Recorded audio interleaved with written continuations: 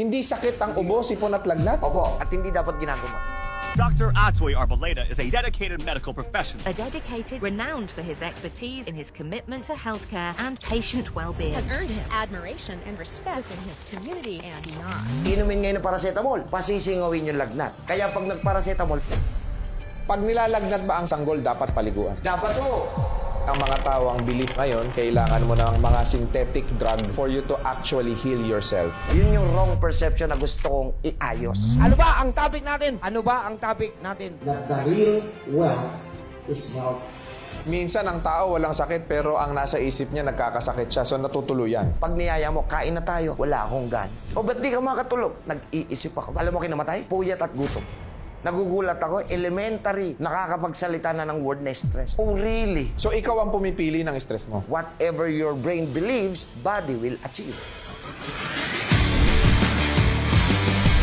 Lahat ng mga kaalaman na ibinabahagi mo sa social media, ito ay ipinaglilingkod mo ng ilang taon na ng libre. Bakit? Nagsimula ang aking advocacy and mission na ma-educate ang mga kapwa natin Filipinos regarding health. Yan nga po yung Health Forum. So 15 years na yan, napasok ako ng social media, I think 6 years ago pa lang. Pero nasa heart ko kasi na maturuan ang kapwa natin Filipinos na ang kagalingan ay hindi makukuha sa iniinom, kundi ang kagalingan makukuha numero 1 sa disiplina. Siyempre pangalawa, sa tamang pagsunod ng pag-aalaga ng katawan according sa inihabilin sa atin ng Panginoon. Ayoko ng gamutan eh. Gusto ko edukasyon. Nakakalimutan ng maraming tao yung tradisyonal na pamamaraan kung paano mapapagaling ang sarili. Commonly, ang mga tao ang paniniwala ngayon, kailangan mo ng mga synthetic drug for you to actually heal yourself. Gaano ito katotoo? Yun yung wrong perception na gusto kong iayos. I conducted the Health Forum hindi para mag-create ng confusion, competition, kundi to create a real awareness, maliwanagan once and for all ang isipan ng mga Pinoy na baliwala ang gamutan kung walang disiplina. Isasama lang nila ito sa kanilang lifestyle. Correct. At malaki dapat yung babaguhin. Kasi saan ba nagsisimula ang sakit? Maraming maling paniniwala. Pagkain, stress. Tulog. They are all factors but not the main reason. The real reason kung ba't nagkakasakit ang katawan, may mga nakalimutan tayo na gawin dati na hinihingi ng katawan natin. Katulad niyan, sabi nga natin, na-advance na ang panahon ngayon. Masyado ng maganda ang teknolohiya. Hindi ko makakalimutan ang turo ng lola ko eh. Apo, mapalad kayo kasi may service ka. Ako, kailangan kong maglakad ng 3 kilometro makarating lang sa eskwelahan. And then, right now, I'm realizing, mali. Mas maganda ang ginawa ng lola ko dahil active yung katawan niya, hindi nakaupo. Ang iba, tinitignan niya na misfortunate sila. Yun pala, beneficial pala ito. Para sa kalusugan, in the long run. Tayo, sa kabilang kanto lang pupunta para may bilhin, nakasakay pa sa tri-bike. Nandun yung katamaran. Nawawala na yung activity na kailangan ng katawan para yung buong sistema ng katawan natin mag-circulate properly. Gusto kong maturuan yung kapwa ko Filipinos na ma-educate. Meron tayong 7 doctors eh. Maraming mga nasa medical field ngayon, tinitignan nila ang naturopathic doctor as Dr. Quack-Quack. Hindi po nagkaroon ng naturopathy courses para po kalabanin ang medical. Actually, naturopathy medicine nga po siya. So it is another modality of medicine in which tinuturo lang talaga natin sa pasyente natin natural healing way of our own human body. May Republic Act po tayo sa Pilipinas eh. Republic Act 8423. Pinasa po ito ni Dr. Senator Juan Flavier. Ito po yung tama law. Traditional and Alternative Medicine Act of 1997 in which kinreate po ang alternative hindi po bilang replacement kundi dapat po integrated ang natural, ang herbal, ang food supplement, hindi po replacement sa gamot. Kaya siya no therapeutic claim. Yes, bossing. Kung makikita po nila yung mga commercials, nakasulat doon, no, pag bibili kayo ng food supplement with proper diet and exercise. Pero anong ginagawa ng karamihan? Bibili, iinom. Walang proper diet, walang exercise. It is just a waste of money. Maraming nagkalat ngayon na mga nagbebenta ng mga food supplements. Sobra po. Na kung ano-anong claim ang ginagawa nila. Paano nga ba ito gagamitin ng tama? Ang tunay na ibig sabihin ng food supplement, yung hindi natin nakukuhang nutrisyon dahil sa maling mga kinakain natin sa panahon ngayon can be supplied by this herbal and natural and food supplement. So, yun ang trabaho niyan. Mag-supply ng nourishment. Para sa akin, supplement. They supply nourishment. Idadagdag po natin ito sa pang-araw-araw nating ginagawa. Together with the 7 doctors, kaya mong gawin, walang bayad. Pero pag nagawa mo yun, dun magsisimulang lumakas muli ang iyong sariling katawan, ang iyong resistensya, at ang iyong immune system. Okay, number 1, Dr. Air. Kailangan ng ating katawan ng oxygen. Makukuha lang natin yan sa natural air. Inhale, exhale every morning. Yung oxygen na yon, hahalo yun sa dugo. Yung dugo, hindi dadaloy pag walang content na oxygen. Pag hinalo na yung oxygen sa dugo, yung dugo isi-circulate ng puso natin, kailangan makaakyat yung oxygen content of the blood sa brain para ang brain natin mag-function properly. Mabawasan ang stress. Number 2, Dr. Sunshine. We need natural vitamin D para po ma-boost yung immune system. Tuwing anong oras? Wala pong specific time. Basta nandyan yung araw. Hindi mo lang kailangan magbilad. Ngayon daw, pagka lumabas ka ng tanghali sa sobrang init, hindi pa nakakasunog yan? Infrared radiation na raw yan Tapos, ang sabi nila, malaki ang possibility na magkakaroon ka ng Skin cancer. I beg to disagree. Kasi kung totoo yan, lahat ng magsasaka natin may skin cancer. Lahat ng magbubukid natin may skin cancer. So, hindi totoo yun.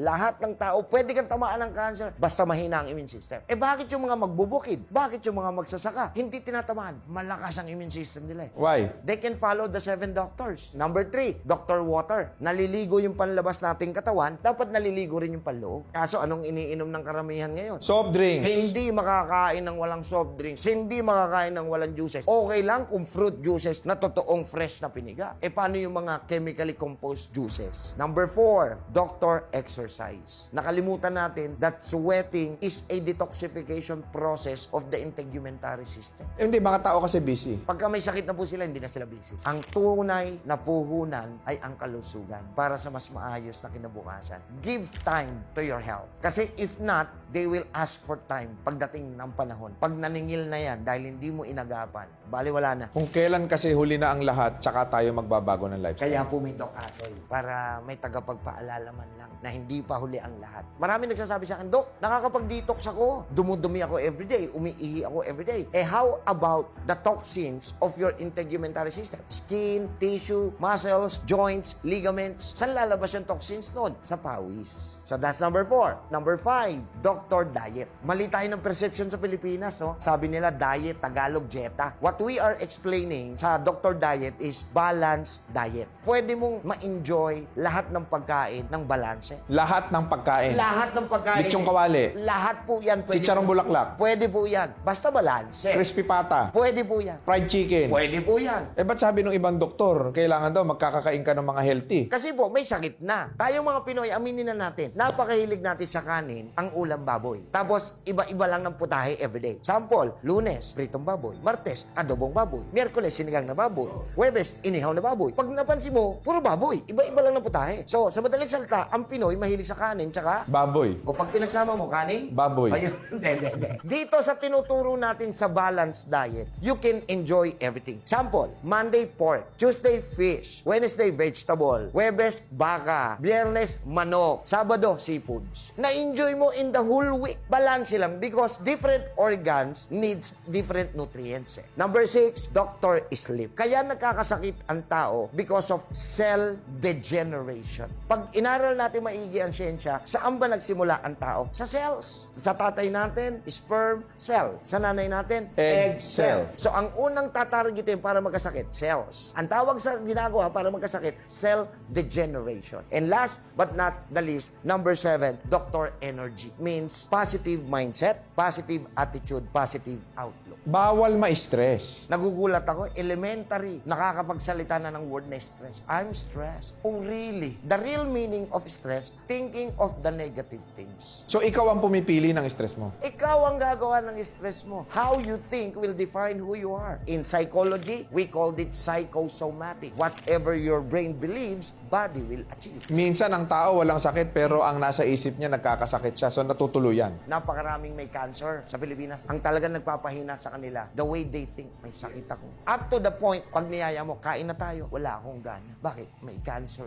O ba't di ka makatulog? Nag-iisip ako, bakit? May cancer ako. Alam mo kinamatay? Hindi cancer. Puyat at gutom. Kahit wala ka sakit, mamamatay ka niyan. Meron ngayon na nakikinig at nanonood ng video na ito, dadalhin na siya sa ospital dahil siya ay may sakit sa puso. Ano ang pwede mong maipayo sa kanya upang sa ganun ay hindi na siya ma-stress at magkaroon ng anxiety sa kung ano man ang pwedeng mangyari sa kanya? I really wanted to know the diagnosis first. Pero kung emergency cases, that's why meron tayong emergency room. Pero kung ikaw man ay pasyente may sakit ngayon, huwag mo masyadong isipin yung iyong sakit. The easiest way to handle sicknesses is don't panic. Walang dahilan para magpanik. Maraming namamatay dahil sa pagpapanik. So relax. Relax. Yes. And then, pag uwi mo ngayon sa bahay, may mga inireseta sa yung gamot na kailangan mong i-take. Kasabay nun, ano ang kailangan kong gawin? Diyan na papasok yung 7 Doctors of Discipline. Kung kakayanin mo na, umpisahan mo na. And then, right after the health forum, yung mga umatin na pasyente, binibigyan kong guidelines. Nililinaw ko, there is no one product that can cure it all. It will never happen. Gusto ng Panginoon talaga balansyado. Kaya yung mga nagpo-promote na, itong product na to, lahat ng sakit covered na. Wala yung kalokohan. Ibig sabihin, ang mga food supplement nila, wala rin kwenta. Kung walang tamang programa. Kung walang programa. Ito, samantalahin ko na. Maraming kumukuha ng video ko,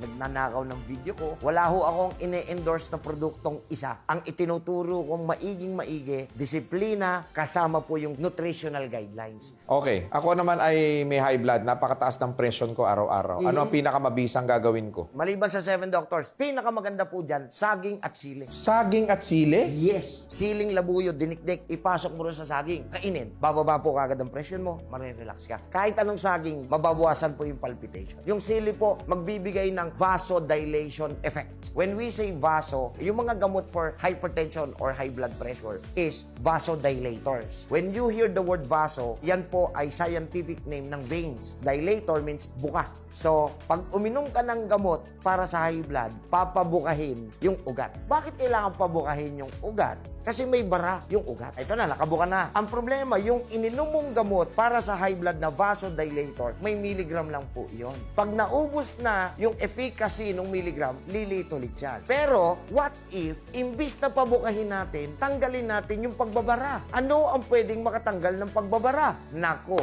discipline. Gaano karaming sili at gaano karaming saging? Isang saging lang, hatiin mo, tapos yung sili, kahit isa lang, at least first aid. Ito naman, sakit sa kidney. Ano naman ang pwede nating magawa? Ang tatanggalin natin yung pinagmulan ng sakit. Ano ba mainly rason? Sobra ka sa hilig sa alak, carbonated drinks, soft drinks. Pangalawa, because of prolonged usage of synthetic drugs, in which itong synthetic drugs na to may chemical composition eh. Yung chemical composition nun, definitely sasalain ni kidney. Sa sobrang tagal mong gumagamit ng synthetic drugs, sumusobra na rin yung chemical na napupunta kay kidney. Dumarating yung point, humihina na yung function niya. Ano ba ang trabaho ni kidney? Blood cleanser, blood filtration. Dok, nagagamot ba kidney? The answer is no. Paano mo gagamutin? When we say gamot, ang gamot may chemical o wala? Meron. Pag uminom ka na may chemical, sino dapat sasala ng chemical? Kidney. O paano mo siya gagamutin? So, Dok, habang buhay na sakit si kidney? Yes, kung gagamutin. Pero, marirepair pa ba si kidney? Sabi ng siyensya, irreversible. Pero with God, nothing is impossible. Paano? Disiplina. 7 Doctors. Kaso nga lang, may mga sakit kasi na hindi pwede masyado maraming tubig. Specifically, RHD or rheumatic heart disease, CKD, may pleural effusion, may pericardial effusion, may ascites, may edema. Itong mga to hindi pwede rin sa doctor water na kailangan 8 to 10 glasses of water. Itong mga to 1 liter lang. Paano gagawin natin kay kidney para siya ay ma-repair ulit? Number 1, through discipline. Number 2, we supply them nutrients. Pag nasupplyan natin ng tamang nutrisyon si kidney, pwede ba siya makarecover? Yes. Ano bang nutrisyon ang kailangan ng kidney? May programa po na susundin. Isa pang common, Doc, liver. Pag sinabing liver, the usual culprit para masira yan, yung alak.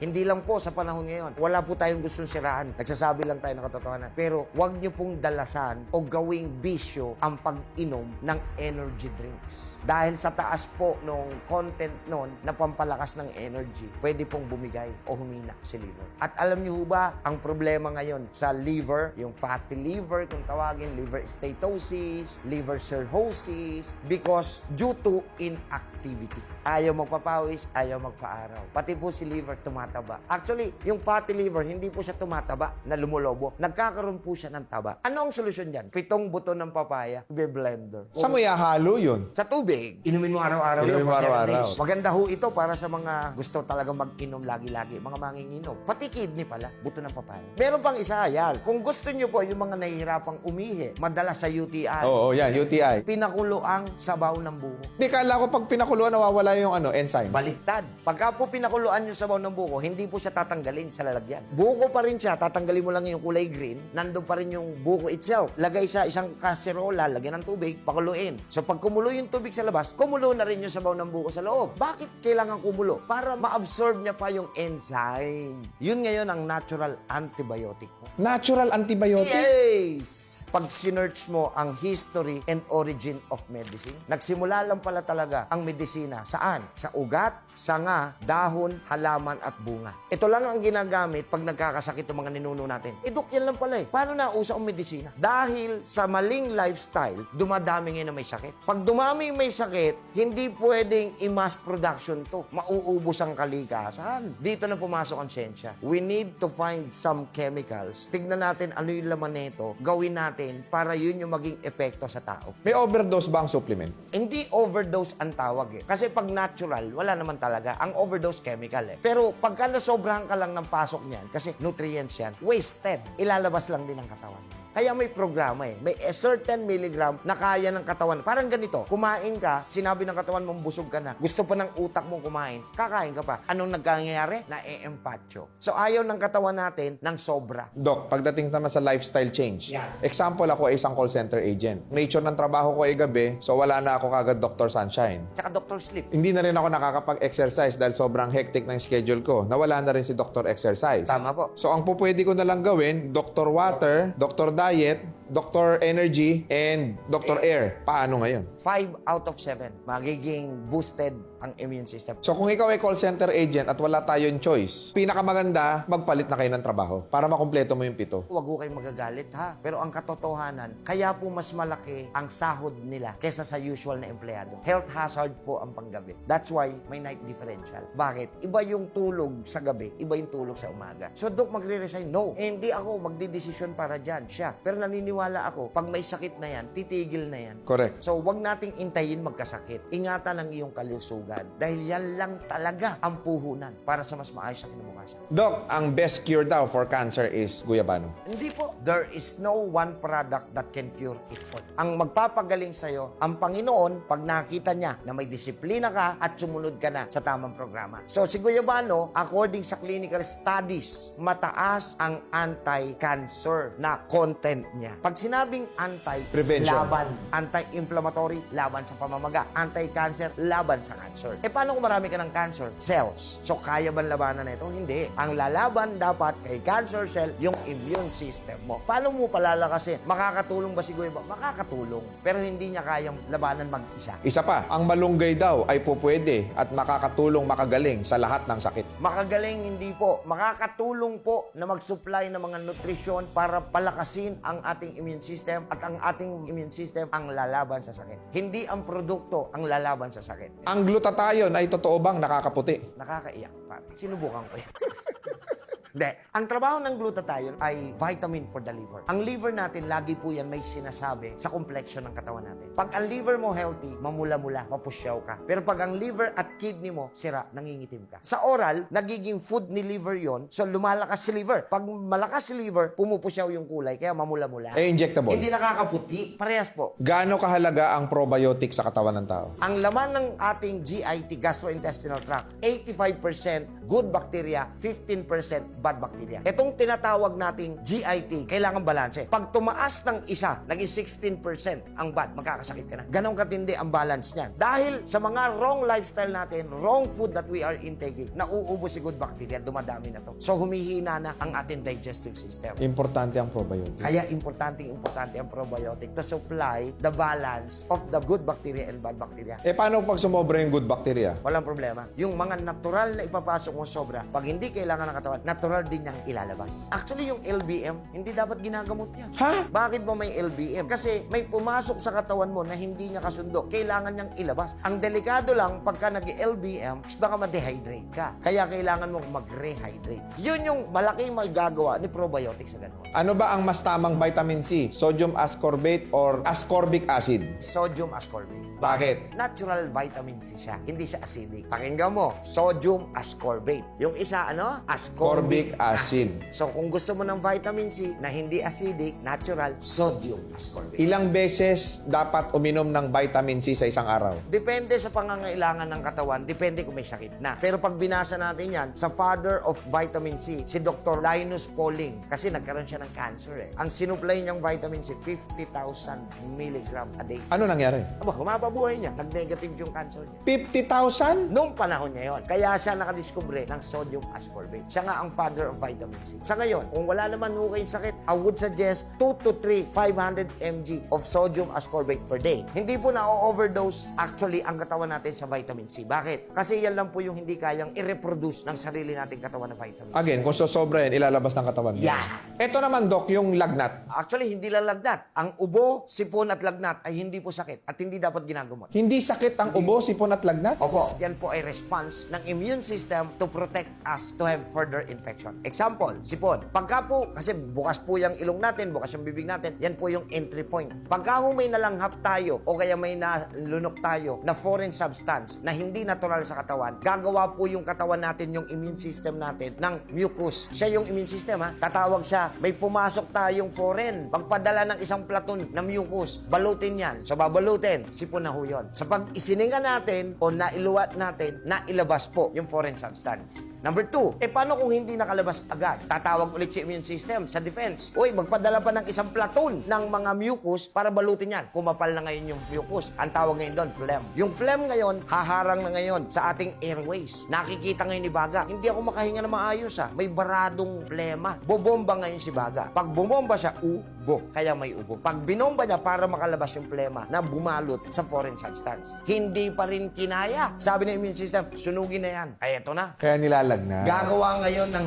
hot temperature yung katawan natin to burn the bacteria or the foreign substance na pumasok sa katawan. So, wag lang lalagpas ng 40 kasi pag lumagpas ng 40, ang tawag doon convulsion di ba? So, kung mapapansin mo, yung mga babies, pag nilagnat po yan, kahit dalhin nyo sa mga pedya, sa doktor, hindi pinainom ng gamot. Anong ginagawa? Kino-cold compress. Nilalagyan ng malamig dito sa kilikili at saka sa singit. Bakit? Just to keep the warm inside, hindi sumingaw. Ang masaklap, may lagnat. Paiinumin ngayon ng paracetamol. Anong gagawin ni paracetamol? Pasisingawin yung lagnat. Kaya pag nagparacetamol, pinapawisan tayo. Kasi sumingaw yung init. Ang tanong, natanggal ba yung foreign substance? Babalik ulit yun. Magkukos na ngayon ng infection yon. Bibigyan ka na ngayon ng antibiotic. Pag nilalagnat ba ang sanggol, dapat paliguan? Dapat to. Pag nilalagnat ang mga baby, newborn, sanggol, bulak, lagay nyo sa isang tabo na may yelo, na may tubig. Ibabad nyo rin yung bulak. Yung bulak, ilagay nyo sa kilikili, ilagay nyo sa singit, ilagay nyo dito. To keep the heat inside. Doc, may kaibigan ako na dinadialysis. Ang dialysis sa pagkakaunawa ng maraming tao, yan po ay lifetime na. If we are not going to do something to repair the kidney, definitely lifetime na po ang dialysis. Kasi the kidneys are not functioning well para i-filter yung dugo. So yung dugo, pagka mataas po yung laso na content niyan, ang tawag sa kanya creatinine. So pag mataas yung crea, mataas yung lason na content ng dugo. Bakit mataas yung lason? Kasi hindi nagfa-function yung nagfi-filter. So ang tendency, lalagyan ka ng hose, i-connect ngayon kay dialyzer. Bakit? Yung dugo mong marumi, idadang kay dialyzer, lilinisin ni dialyzer, pag malinis na, ibabalik na ulit. So malinis na yung dugo mo, mababa na yung crea mo. Yay! Magaling na ako. Hindi. Bakit? Kumakain ba tayo araw-araw? Yes. Minom ng gamot, lumalangap ng hangin. Yung binanggit kong apat, may chemical wala. Yung chemical, sino dapat sasala? Si kidney. So, bukas makalawa, marumi ulit yung dugo mo. Dadialysis ka ulit. Grabe, sobrang dami kong natutunan. Thank you so much for this very educational content. Opo, maraming salamat din. And gusto ko rin i-honor and i-acknowledge yung ginagawa mo na for 15 years, no? That you have this advocacy to help, especially mga kababayan natin na nagdaranas ng karamdaman, nagdaranas ng matinding hirap sa sarili nila dahil nga doon sa sakit na nararamdaman nila. Probably you can promote and you may shout out somebody that is so important to you. First and foremost, foremost, I would like really to praise and thank God for this opportunity na ipinagkaloob sa akin. Pangalawa, Boss RDR. Pangatlo, sa mga kasamahan ko sa inumpisahan natin pagmimisyon, sa management po ng Zenergia na nagbigay ng buong pagtitiwala sa aking mission at advocacy sa pangunguna ng aming chairman of the board kay Boss Jojo, kay Boss Dennis, Boss John, Boss Al, Boss Chufer, Boss Jack, and Boss Vic. Maraming salamat dahil kung wala kayo sa likod ko, wala ring Doc Atoy na kakayaning makapaglingkod ng ganitong karaming taon, ng ganitong karaming pasyente. Sa mga gusto po na makinig ng ating educational program na Health Forum, meron po tayong free Health Forum with free consultation also every Tuesdays and Saturdays. Nagaganap po yan sa ating building, sa auditorium natin, 112 Building, West Avenue, Barangay Phil-Am, Quezon City, Tuesdays and Saturdays, 11 a.m. You can watch it also live sa Facebook, YouTube, at saka TikTok. Paalala lang, ang ating official Facebook, YouTube, at TikTok pages ay Health Forum with Doc Atoy. Kapag nag-undergo ng program at may sakit na, anong assurance na gagaling sila? Wala po. Sa lahat po ng aspeto ng buhay natin, walang assurance. The only assurance we can get ay coming from the Lord. Even in hospital, even those who are undergoing chemotherapy, radiation, surgery, and anything, wala pong assurance. That's why, in any hospital, may pinapipirma po ng waiver. Magdidepende po tayo lagi how your body will respond to the treatment program that we are giving you. The question will always be, if you follow the 7 doctors of discipline, will your body respond positively? I think the answer is yes. Once again, to God